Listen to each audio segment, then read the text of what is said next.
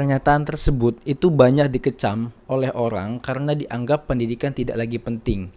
Nah, tapi kalau kita bisa lihat ya dari sisi anggaran pendidikan sendiri, ya memang sulit gitu kalau pendidikan di perguruan tinggi juga harus digratiskan. Di video ini, gue mencoba lebih moderat karena gue melihat dari sisi biaya pendidikan yang kita tahu ternyata 20% atau setara dengan 600 triliun dari APBN itu tidak semuanya dikelola oleh Kemendikbud. Menurut gue wajar sih ketika Kemendikbud bilang gak bisa gratisin kuliah juga gitu ya.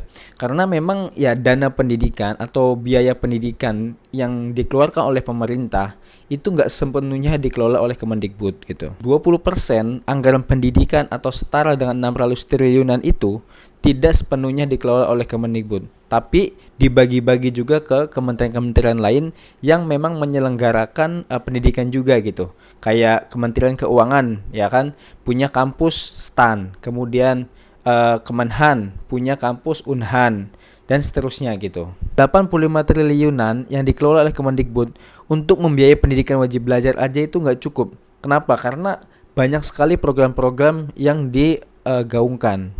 Kayak dana BOS misalnya, yang dialokasikan dari dana tersebut sebesar 53,8 triliun di tahun 2024 ini.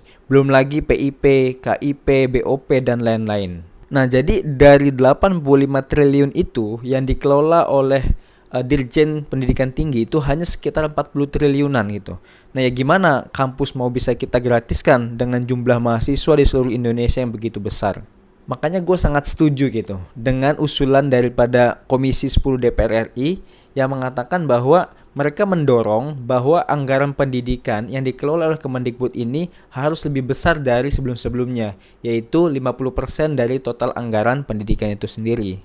Jadi menurut gue sangat wajar gitu ketika Dirjen Pendidikan Tinggi itu ngomong kayak gitu. Karena ya cuma 0,5% yang dikelola oleh Dirjen Pendidikan Tinggi.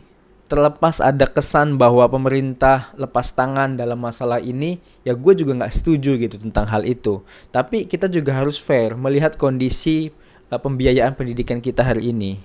Apalagi ada wacana program makan siang gratis di pemerintahan berikutnya itu akan diambil juga dari dana BOS. Ya makin ruwet kan gimana pendidikan kita ini. Gimana kira-kira menurut teman-teman? Yuk kita diskusi.